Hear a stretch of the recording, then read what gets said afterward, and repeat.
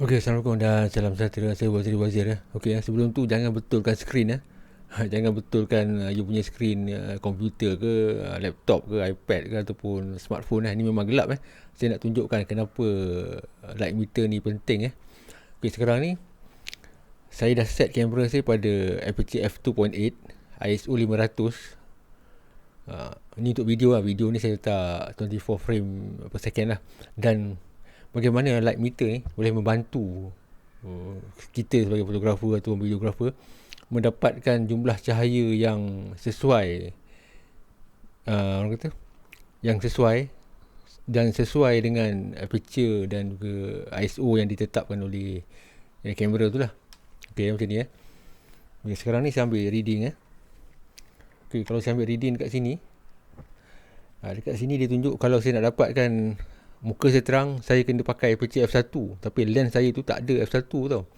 Lens saya tu paling besar pun f2. Tapi saya nak pakai f2.8.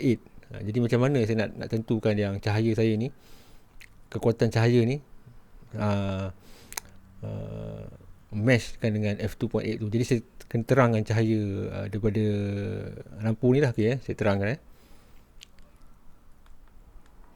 Okay, saya terangkan. Okay, sekarang ni kita tengok balik. Okay, kalau saya nak dapat proper exposure, saya kena pakai aperture dekat kamera saya tu f2. Tapi sekarang ni saya dah set dekat kamera saya tu f2.8. Saya memang nak pakai f2.8, tak nak f2. F2 ni kalau saya gerak-gerak, banyak bahagian yang blur. So saya kena tambahkan lagi jumlah lighting ni. Maksudnya kena tambahkan lagi kekuatan cahaya pada lighting ni. Okay, saya tambah lagi Okay, kita tengok berapa pula kita tengok berapa pula dia punya exposure dia. Sesuai tak dengan yang kita dah set dengan kamera kita lah. Okay, sekarang ni masih f2 lagi. Sekejap. Masih f2 lagi. Kita kena tambah lagi kecerahan cahaya dia. Okay, kita tengok.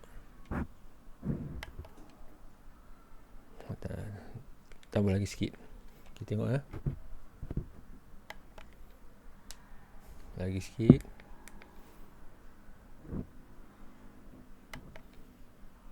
Satu lagi. Okay, sekarang ni dekat saya punya light meter ni f2.8. Maksudnya saya dah terangkan jumlah cahaya pada LED ni, guna remote lah kan. Dah terangkan cahaya pada LED ni. Sampailah dapat dekat saya punya light meter ni, dia menunjukkan f2.8. Sebelum tu saya kena beritahu lah, kita kena set dekat kamera kita tu ISO 500 f2.8. Cuma sekarang ni kita tak tahu berapa terang cahaya yang kita perlukan untuk dapatkan exposure yang bagus untuk kamera tu. Jadi saya kena terangkan sampai dapat f2.8 lah. So dia match lah. So dia, maksudnya kita akan dapat jumlah exposure yang sesuai dengan yang boleh kata perfect lah. Tak perlu nak banyak kerja kan. Cuma benda ni lambat pasal saya nak tunjuk video ni. Kalau ikutkan dia sekejap macam benda ni kan. So tujuan light meter ni lah untuk menentukan exposure yang sesuai, bergantung kepada setting yang kita dah tetapkan pada kamera kita tu. Dan yang ni saya tunjuk video Dan kalau untuk foto pula, tu yang kita ada belajar ratio tu 1:1, 2:1 ataupun 4:1. Biasanya 1:1 tu, bagi yang tak faham apa maksud ratio 1:1 tu, kecerahan cahaya sebelah muka kiri ni dan sebelah sini sama sahaja. Ini dia ni tak sama kan, sebelah sini gelap, sebelah sini tak ada lampu. Saya pakai satu lighting saja. So ratio dia lebih kurang macam ni, mungkin 4:1 ataupun 8:1. So apa beza ratio ni? Ratio tu maksudnya macam ni yang saya bagi tadi. Berbalik pada benda yang saya bagi kita mula-mula tadi. Kalau ratio 1:1 maksudnya kecerahan cahaya dekat sini dan sini sama sahaja. So kalau kita shoot portrait kan, kalau tanpa light meter pun untuk shoot 1:1 tak ada masalah pun. Kita letaklah jarak lebih kurang, contohlah 8 kaki daripada subjek kita kan. Lampu belah kiri 8 kaki, lampu belah kanan pun lampu belah kiri, flash belah kanan 8 kaki, flash belah kiri pun 8 kaki. Kita letaklah dia punya flash ni sama jenis flash contohlah Godot AD600 kan. Kekuatan flash dia kita letak 1.16, sini pun 1.16, ataupun senang cerita macam ni lah, kita letak full power lah. Full power kan, 1111, full power, habis power, dan kita akan dapat kecerahan yang sama sahaja. So tak perlu nak light meter pun. Tapi Kalau kita nak dapatkan kesan cahaya yang sedikit dramatik kan, contohlah kita nak macam ni, mungkin agak dramatik lah kan, kita nak sebelah sini terang dan sebelah sini gelap sikit kan, secara konsisten lah. Konsisten tu maksudnya lain kali kita nak shoot pun kita nak macam tu juga, tanpa nak perlu apa kata pun, nak agak-agak tengok dengan mata kasar kan. Jadi dia problem lah. So benda dia kita boleh gunakan light meter juga. Kita ambil reading macam tadi lah. Kita ambil reading sebelah sini flash kan, kita flash. Okay, contohlah kita nak dapat sini 4:1 lah. 4:1 tu, ratio 4:1 tu maksudnya sebelah sini terang, sebelah sini gelap. 4:1 tu dia to stop So boleh nak explain macam mana nak cakap, you kena masuk kelas lah, kelas apa-apa lah kan.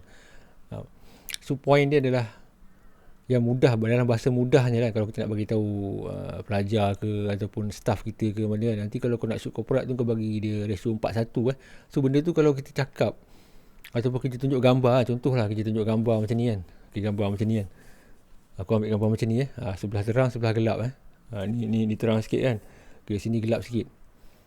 Dia nampak macam tak ketara sangat tu, tapi kalau kita bagi tahu just hanya dengan melihat gambar kan, agak susah untuk staff kita tu nak letak flash kiri kanan tu berapa tau. Ni berapa, ni berapa kan. Dia main agak-agak lah, terang gelap terang sikit kan. Tapi kalau kita ada light meter ni, dia mudah tu maksudnya macam ni lah. Kita set kita bagi kamera kita tu ISO 100, aperture kita letak 8. Dah 8 kan. Sini kita ambil juga aperture 8. Maksudnya kita flash lah sampailah dapat reading 8 kat sini. Lepas tu kita tutup flash yang satu ni, kita cuba pula guna flash yang satu lagi ni dah tutup kita ambil reading sampailah dia menunjukkan dekat sini aperture dia ni 41, aperture dia 5.6 ke 5.6 ke apa 41 aperture f4 aperture f4 maksudnya sini aperture 8, maksudnya kita dah tembak dengan flash kan, tembak sampailah kita dapat reading aperture 8 dekat sini. Kita tutup flash ni, lepas tu kita pasang flash ni pula, ambil belah sini pula muka, tengok lighting dia berapa, kita bagi sampai 4. Maksudnya apa sini flash ni kuat, flash ni kurang, so hasilnya kita dapat lah lebih kurang macam ni. Maksudnya sini terang, sini gelap sikit, so ratio dia lebih kurang 4:1 macam tu.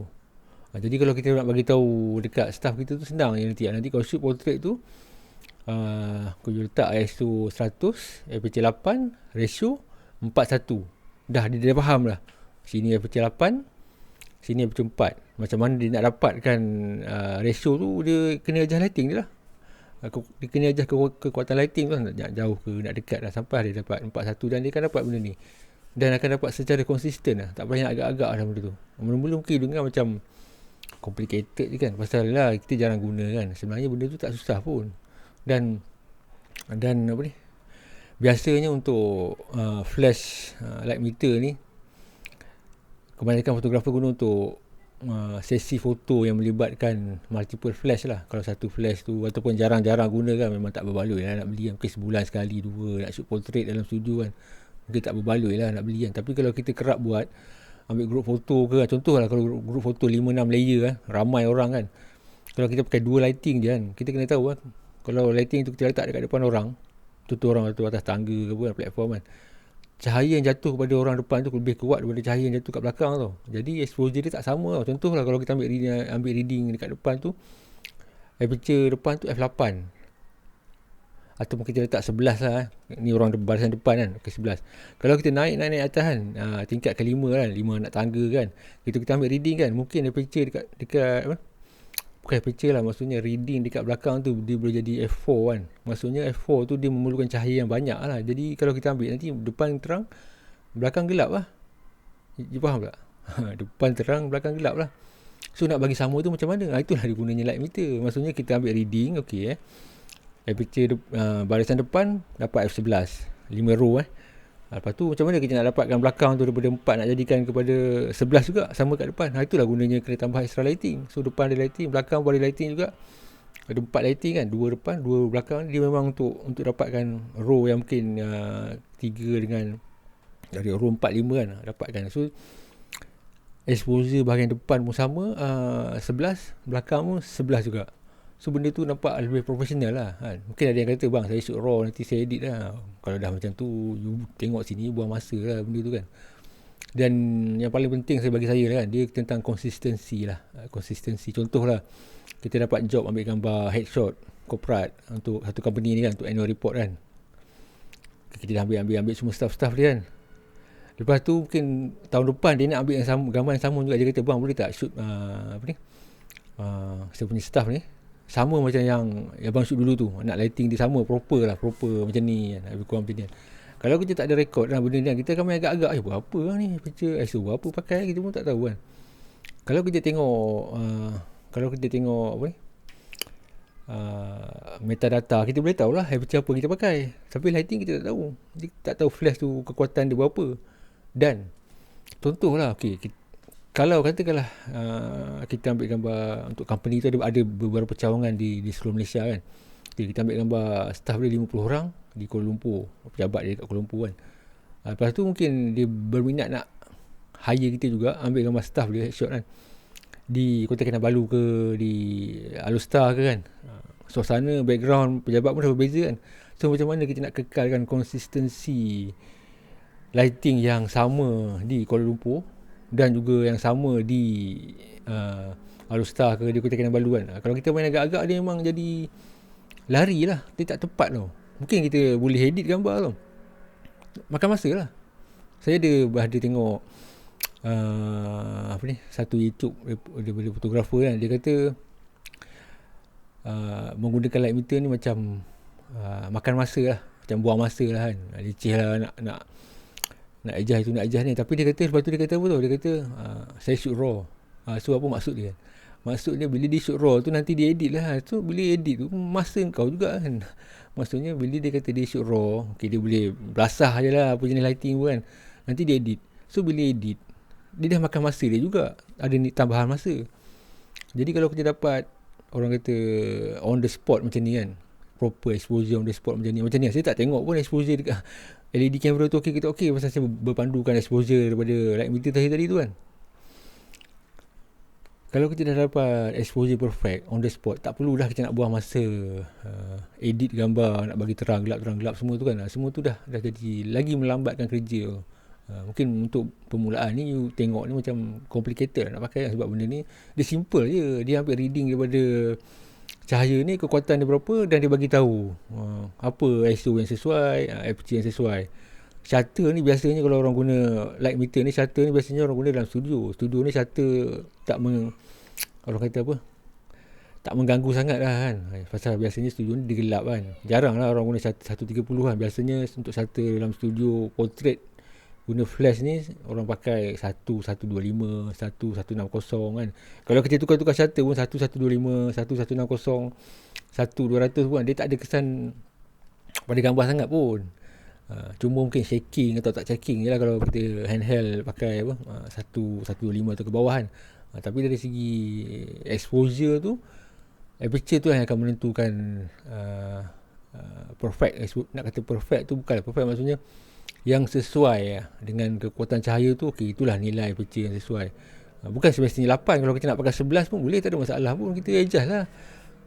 Macam sebagai itu tadi kan, saya nak pakai f2.8, saya adjust kekuatan cahaya ni sampailah dapat f2.8. Contoh lah, kalau kita letak kamera saya tu f8 kan, saya nak pakai aperture f8, saya kuatkan lagi cahaya tu sampai dapat reading 8. So dia mudah. So mengulangi balik